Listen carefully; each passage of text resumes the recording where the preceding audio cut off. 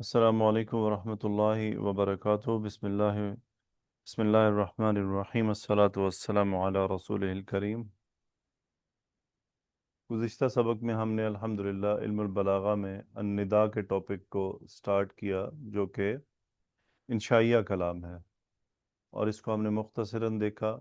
وَأَمَّا النِّدَاءُ فَهُوَ طَلَبُ الْإِقْبَالِ، بیسیکلی اس کا جو بنیادی مقصد ہوتا ہے وہ طلب الاقبال ہے، یعنی توجہ طلب کرنا ہے، اور اس کے لیے ایک حرف استعمال ہوتا ہے بحرف نائب مناب ادعو، جو کہ ادعو کے نائب کے طور پر استعمال ہوتا ہے، اور یہ 8 حروف ہیں۔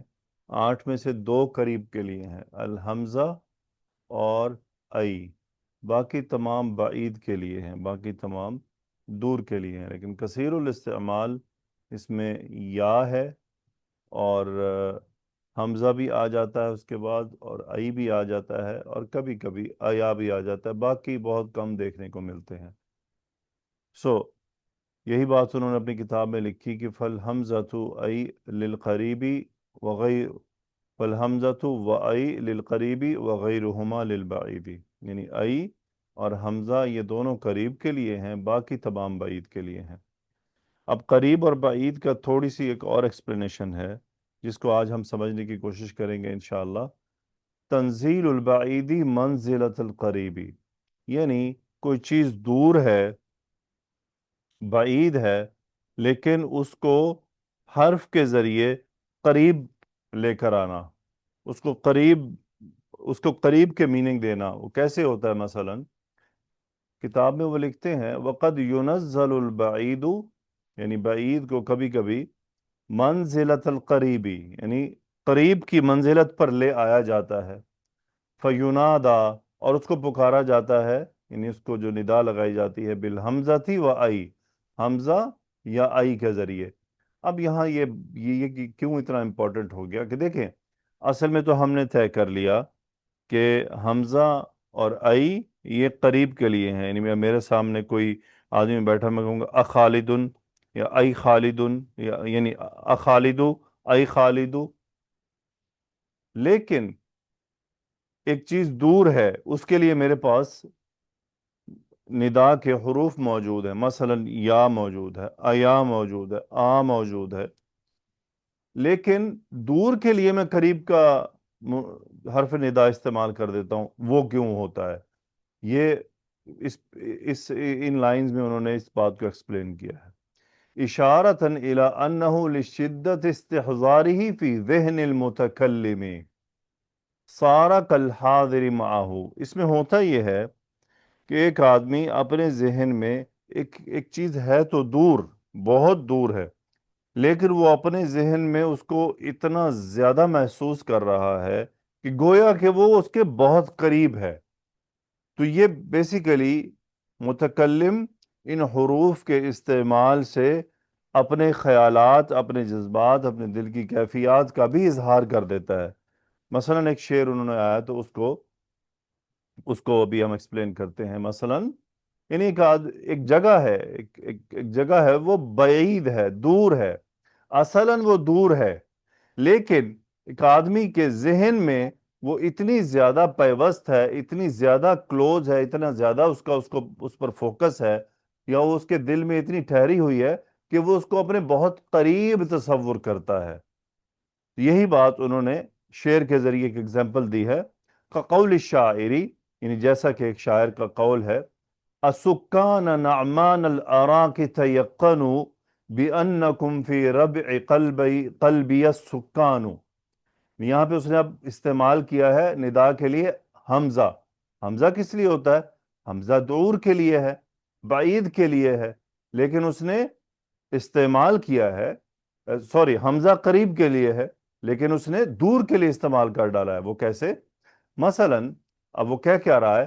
سکان نعمان الاراک، یہ جو نعمان الاراک ہے بیسیکلی ایک جگہ کا نام ہے جو مکہ اور طائف کے بیچ میں ہوا کرتی تھی۔ سکان یعنی رہائشی، رہنے والے۔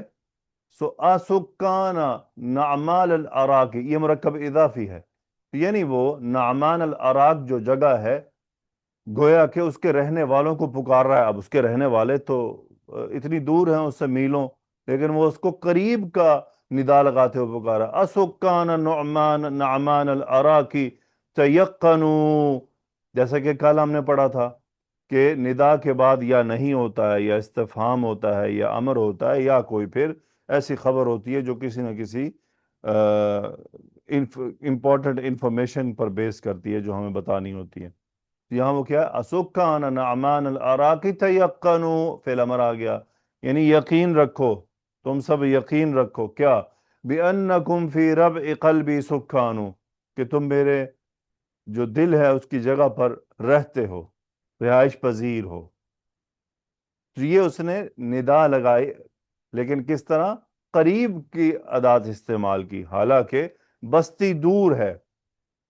سو اس یعنی وہ یہ کہہ سکتا تھا، یا سکان نعمان الاراکی، ایا سکان نعمان الاراکی تیقنوا بانکم فی ربع قلبی سکانو، لیکن یہ جملہ پھر ساتھ ایڈجسٹ نہ ہوتا، یعنی ایک جگہ وہ دور کی چیز کو پکار رہا ہے، دوسرے جملے میں آ کے وہ ان کو قریب کہہ رہا ہے، اور ندا وہ بعید کی استعمال کر رہا ہے۔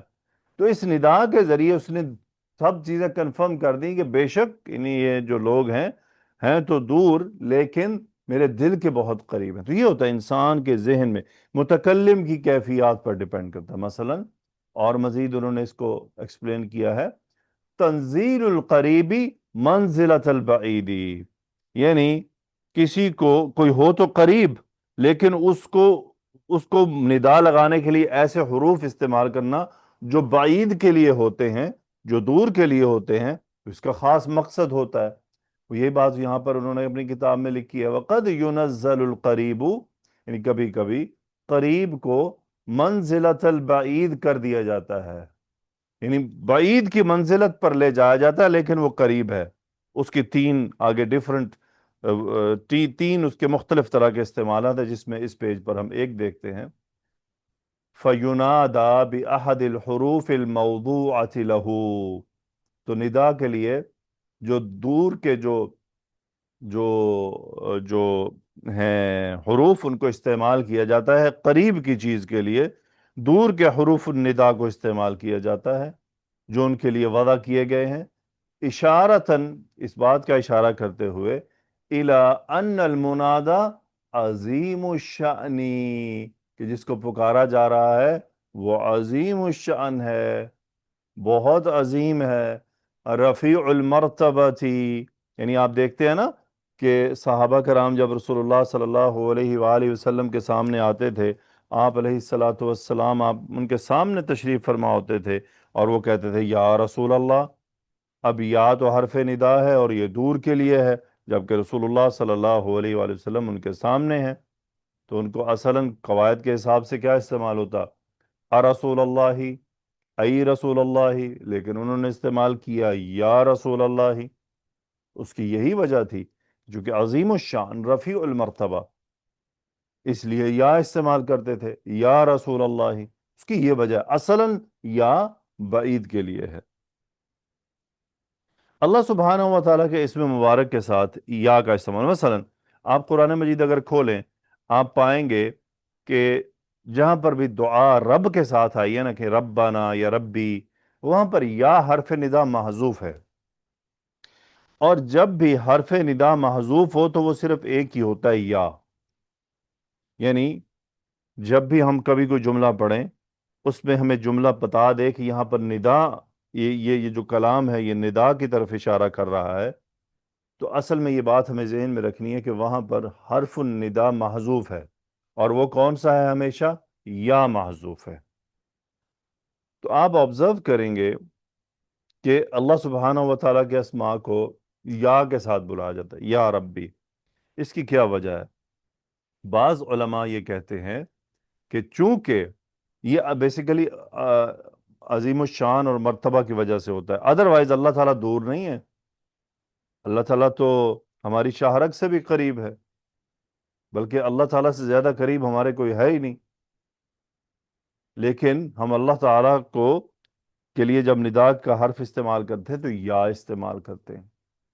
کیوں یا استعمال کرتے ہیں؟ اس لیے کہ عظیم الشان رفیع المرتبہ، درجہ بہت بلند ہے، اس لیے عظمت کی وجہ سے. ایک پوائنٹ مجھے ایک کتاب میں ملا تھا بہت پیارا. انہوں نے کہا کہ آپ یا کے استعمال، یعنی رب اسم کے ساتھ یا کے حرف کو قرآن مجید میں ذرا استعمال کریں. قرآن مجید میں رب کے ساتھ یا کا حرف صرف 2 بار آیا ہے، اور دونوں بار تب آیا ہے جب تکلیف کی شدت تھی. جب اللہ تعالیٰ کے نبی صلی اللہ علیہ وسلم روز قیامت اپنی امت کی شکایت لگائیں گے تو وہاں آپ نے لفظ استعمال فرمایا یا ربی، جبکہ باقی قرآن مجید میں دعاؤں میں یا ربی یا ربنا نہیں ہے، ربی ہے یا ربنا ہے. علماء فرماتے ہیں کہ آج بھی اگر ہم تھوڑا سا آبزرو کریں نا، جب انسان نارمل دعائیں مانگ رہا ہوتا ہے تو وہ کہتا ہے رب اغفر لی رب اغفر لی، لیکن جب اس سے کوئی بلنڈر ہو جائے نا بہت بڑا، اور اب وہ معافی مانگنا چاہ رہا ہے، تو اب اس کے معافی مانگنے کے انداز میں تبدیلی ہوتی ہے، اور وہ پھر کہتا ہے یا ربی یا اللہ. اب وہ یا لگاتا ہے، اور یہ جو وہ یا لگا رہا ہوتا ہے یہاں، وہ اس وقت وہ اپنے رب کو انتہائی قریب اور اپنے سامنے بہت ہائی لیول پہ محسوس کر رہا ہوتا ہے، اور وہ بندہ خود متکلم انتہائی تکلیف کا شکار ہے. اس لیے وہ یا لگا دیتا ہے کہ یا ربی میں فلانی مصیبت میں پھنس گیا ہوں، یا ربی یا اللہ.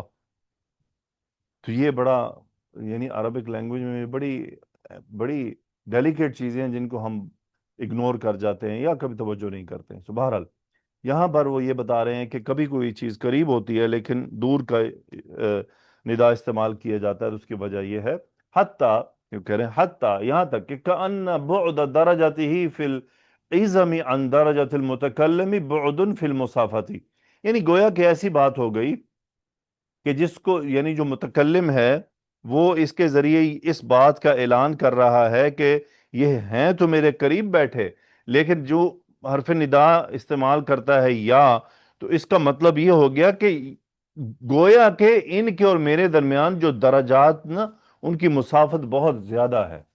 فَقَوْلِكَ أَيَا مَوْلَايَ وَأَنْتَ مَعَهُ، یعنی مثلا جیسا کہ بادشاہوں کے سامنے جب لوگ جاتے تھے تو کیا کہتے تھے، ایا مولایا، یعنی اے ہمارے سردار، حالانکہ بیٹھا تو سامنے ہے، لیکن جو ادات استعمال کیا جا رہا ہے ایا یا امیر المؤمنین، یا خلیفۃ الرسول، یا امیر المسلمین، یا سلطانی، یا مولایا.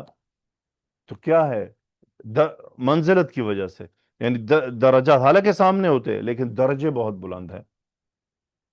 عظمت ہے، رفیع المرتبہ. اس لیے جو دور کے جو ادوات ہیں وہ استعمال کیے جاتے ہیں، تو یہ ایک خاص مقصد ہوتا ہے.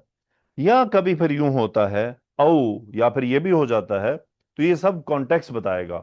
او اشارتاً الی انحطاط درجاتی، اور کبھی کبھی درجہ گرانے کے لیے بھی استعمال ہوتا ہے. مثلا آپ کا کہنا ہو ایا ھذا، اب حالانکہ ہے تو بندہ سامنے بیٹھا لیکن آپ نے ادات استعمال کیا ایا ھذا،